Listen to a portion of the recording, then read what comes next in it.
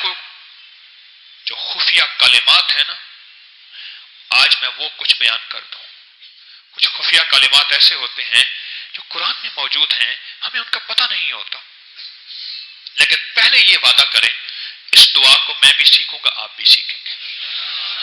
مسنون دعا، ہر مسنون دعا کی کتاب میں عام، ہر جگہ لکھی ہوئی عام اور تام ہوتی ہے.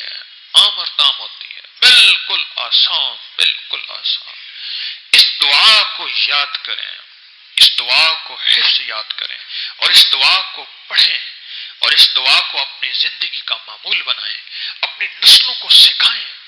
حتیٰ کہ یہاں تک جس کھانے کے بارے میں شک ہو اس میں زہر ہے، یا جس کھانے کے بارے میں شک ہو یہ بیماری بن جائے گا، تکلیف بن جائے گی، اور اس سے مجھے بیماری اور تکلیف ہوگی، یا اس سے اندر کوئی اس کے نقصان ہوگا، یا اس کے اندر کوئی بیکٹیریا یا وائرس، یا اس کے اندر کوئی انفیکشن، یا کوئی اس کے ذریعے سے مجھے تکلیف، اس کھانے کی نیت کر میں یہ دعا لازم 3 دفعہ پڑھیں.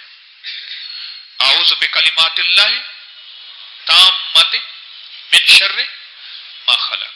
بس یہ چھوٹی سی دعا ہے.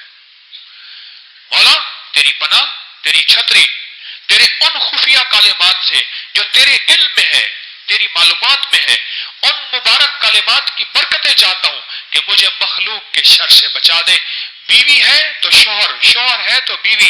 مولا اولاد میں نے بڑی آسوں امیدوں سے لی تھی، پر آج یہ مخلوق میرے لیے شر کا، ذلت کا اور گمراہی کا اور میری بے سکونی کا ذریعہ بن گئے. مولا مجھے اس کے شر سے بچا دے، اس کی خیروں کو میرے لیے مقدر فرما، مجھے اس کے شر سے بچا، شر سے بچا. انسان بڑی آسوں امیدوں کے ساتھ بعض سوسائٹیوں میں جاتا ہے. کتنے لوگ مجھے آ کے کہتے ہیں کرایہ دار آئے اور کرایہ دار ہماری بیٹی لے گئے. کتنے لوگ کہتے ہیں کرایہ دار آئے اور ہمارے بیٹے کو نشہ لگا دیا. کتنے لوگ کہتے ہیں کرایہ دار آئے اور گھر پہ قبضہ کر لیا. کتنے لوگ کہتے ہیں کہ کرایہ دار آئے اور مالکوں کا نقصان ہوا یا کرائے کا نقصان ہوا. مولا میں تجھ سے صبح بھی خیر مانگتا ہوں، مولا میں تجھ سے شام کو بھی خیر مانگتا ہوں. مولا جو دیا اس میں بھی خیر ہے، مولا جو نہیں دیا اس میں بھی خیر ہے. مولا میری ساری تمناؤں میں وہ دے دے جس میں تیرے لیے خیر ہو.